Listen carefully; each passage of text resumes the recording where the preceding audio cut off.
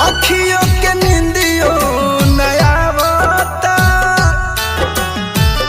अपने रुए औरी हम के रुआवता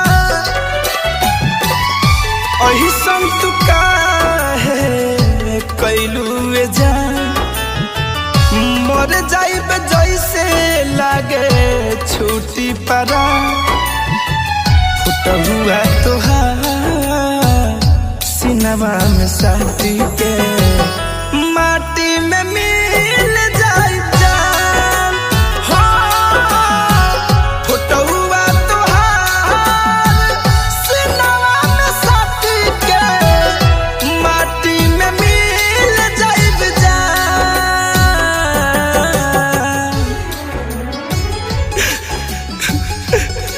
कभी गम तो कभी तन्हाई मार गई।